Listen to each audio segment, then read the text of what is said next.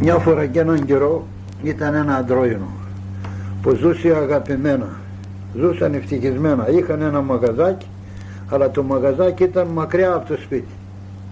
Πήγαινε αυτό στο μαγαζάκι και η γυναίκα κάθονταν στο σπίτι.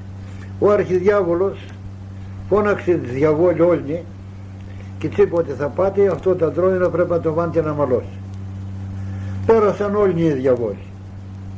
Δεν μπορούσε κανένας να το βάλει τα αντρόινο να μαλώσουν, ούτε να αλλάξει κουβέντα. Λοιπόν, τι κάνει, τις ξαναμαζεύει και τις φωνάζει, ή θα βάλετε τα αντρόινο αυτό να μαλώσει ή θα σας πάρω όλοι το κεφάλι. Και τις βάζει στη σειρά και στέλνει τον πρώτο. Πάει ο πρώτος, πολεμάει από εδώ, πολεμάει από εκεί, δεν μπορούσε να τα καταφέρει, γύρισε πίσω, λέει δεν μπορούσα να κάνω τίποτα. Τον κόβει το κεφάλι. Στέλνει το δεύτερο. Παίρνει ο δεύτερος και ο δεύτερος δεν μπορούσε να κάνει και αυτός τίποτα, τον κόβει και αυτόν το κεφάλι. Στέλνει τον τρίτο, επίσης και αυτός τίποτα, τον κόβει και αυτόν το κεφάλι. Στέλνει τον τέταρτο. Ο τέταρτος δεν επιχείρησε να κάνει τίποτα, παρά πάει και κάτσε σε έναν δρόμο και κάτσε και έκλαιγε. Πέρασε μια γριά, τον βρίσκε και πέρα που έκλαιγε. Του λέει, επειδή μου γιατί κλαιστεί να με κλαίω, λέει, αύριο θα με σφάξει. Γιατί δεν σε σφάξει, γιατί δεν μπορούμε να βάλουμε αυτό το αντρόινο να μαλώσει. Έσφαξε 3 και αύριο είναι η σειρά μου. Και θα σφαχτώ με όλοι, λέει, αυτό το αντρόινο δεν πρόκειται να μαλώσει. Η γριά λέει, άμα με πάρει σε μένα ένα ζευγάρι παντόφλες, εγώ όχι μονάχα θα σβάνω να μαλώσω, αλλά σε 20 μέρες θα τις χωρίσω κιόλα. Λέει ο διάβολος, τι σε 20 μέρες αφού αύριο με σφάζουν εμένα, λέει. Αύριο πρέπει να σφαχτώ εγώ. Λέει θα πας στον αρχηγός και θα τον πεις να σου δώσει 20 μέρες άδεια και να τον πεις ότι όχι μονάχα θα σβάνω να μολώσω, αν με δώσεις 20 μέρες άδεια, αλλά θα σου δώσω και διαζύγιο. Σκόθηκε ο διάβολος, πάει στον αρχηγό του, τον λέει αρχηγέ, ως εδώ δεν έκανα τίποτα, αλλά αν με δώσεις 20 μέρες άδεια θα τους χωρίσω κιόλα. Τον έδωσε την άδεια. Γύρισε πίσω, πάει στη γριά, λέει εντάξει, πήρα την άδεια. Μια και δυο σηκώνεται η γριά, πάει στη γυναίκα. Αχ λέει κορίτσι μου, λέει, εσύ κάθεσαι εδώ, λέει, και περιμένεις τον άντρα, αλλά πήγα σήμερα, λέει, να πάρω λίγο αλάτ, λέει, από το μαγαζί και τον βρήκα αγκαλιασμένη με τάδι. Λέει αυτήν τώρα, λέει, ευκόζομαι άντρας να κάνει αυτήν τη δουλειά, αποκλείεται, λέει η γριά. Θα έρθει βράδυ, λέει, και θα τον αγγίσουμε τρομένο. Σκόνεται από εκεί, πάει στον άντρα. Του λέει, παιδί με σίγησε όλη μέρα εδώ στο ποδάρι, λέει, αλλά σήμερα πέτυχε να πάω στο σπίτι και βρήκα τη γυναίκα αγκαλιά με τον τάδι. Και αυτός σου λέει, θα πας το βράδυ, λέει, και θα δεις. Πράγματι πήγε το βράδυ, διαφορετικός και ένας, διαφορετικός και άλλος. Μέσα μέρα η γριά ξαναπαένει στο κορίτσι, στη γυναίκα. Λέει σήμερα πάλι τον βρήκα τον άντρα σου, πάλι με ταυτήν. Μου ξέρεις τι θα κάνεις, βράδυ θα μην τον μαγειρέψεις.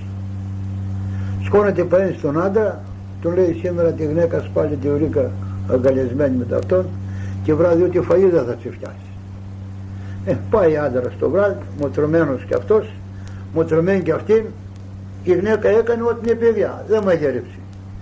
Βλέπει αυτός φαΐ δεν τον έφτιασε, λέει καλά με πηγριά. Μια μέρα ίδια ίδια. Πάει πάλι η γριά στο κορίτσι και λέει αύριο βράδυ πάλι αυτός συνεχίζει, τρελάθηκε με ταυτήν. Αύριο βράδυ θα στρώεις χώρια, θα κοιμηθείς σε άλλο δωμάτιο εσύ, σε άλλο αυτός. Σκόνεται πάει στον άντρα, του λέει βράδυ ούτε θα κοιμηθεί μαζί στη γυναίκα. Έχει παραγώσει με αυτόν. Πάει αυτός πράγματι το βράδυ και βρήκε τη γυναίκα πισμένη στο άλλο. Καλά με πηγριά. Αυτή είναι λέει καλά με πηγριά. Να άλλη μέρα που πέρασαν κάποιες μέρες πάει και λέει ξέρεις τι θα κάνεις. Θα πας βράδυ θα λείψεις από το σπίτι σου.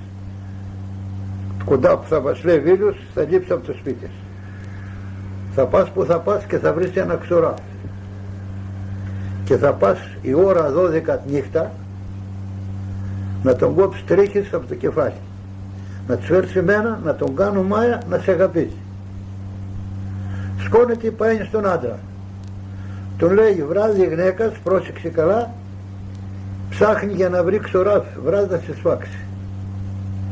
Μονάχα κάνε τι έχεις να κάνεις, πάρε τον παπά, πάρε τον οματάρχη, αυτήν λείπει από το σπίτι τώρα, σύρνει, βάνει από κάτω από το κρεβάτι να κρυφτούν και αυτήν θα έρθει να πιάσουν από αυτό φόρο. Πράγματι αυτός πήρε τον παπά, πήρε τον οματάρχη, πάνω στο σπίτι, δεν ήταν αυτήν, ήταν την είχε διώξει την κρύα, πάνω στο σπίτι, της βάζει από κάτω από τα κρεβάτια, η ώρα 12 αυτήν σκόθηκε να πάει να κόψει τρίχες από το κεφάλι. Εκεί που πάει είναι, τώρα ξεπνείται, περίμεναν, τράβηξε κατευθείαν στο κρεβάτι. Βγαίνει ο παπάς με το ονοματάρχη, τραβούν τα φακά, βλέπουμε το ξωράφι έτοιμο, πιάνει από αυτοφόρο εκεί πέρα, μπλακώνει μπροξές, διώχνει από το σπίτι και δίνει διαζύγιο στον άντρα αμέσως. Κι αν δεν ήταν η γριά, σήμερα δεν θα λέγεις για βόλη, διότι θα ξεποκεφάλει βιούλη και κοντά κοντά θα αυτοκτονούσε και έρχεται διάβολος, διότι δεν μάλλουνε. Τέλος πάντων, χώρισε τα τρόινο, τελείωσε. Ήρθε η ώρα να δώσει διάβολος τις παντόφλες. Η διάβολος όμως πώς να πλησιάσει τη γριά, της φοβήθηκε και πάει και έκοψε καλάμια, τα αμπόλιασε, τα έφτιαξε 40 μέτρα και σκάλωσε μπροστά τις παντόφλες και τα νιούταν κι όλα να τις δώσει. Και τον λέει, έλα παιδί μου Σμά, πώς να έρθω, λέει Σμά. Εμείς τόσα τάγματα διαβόλου θα να σφαχτούμε όλα, λέει, αν δεν ήρθαν εσύ να μας όλους, θα ήμασταν όλοι σφαμμένοι. Λοιπόν συμφοβούμε, αυτό και λέω, στα ντρόινα όλο το κόσμο. Να μην ακούν, να μην πιστεύουν εκείνα που ακούν τα αυτιά τους, να πιστεύουν εκείνα που βλέπουν τα μάτια τους.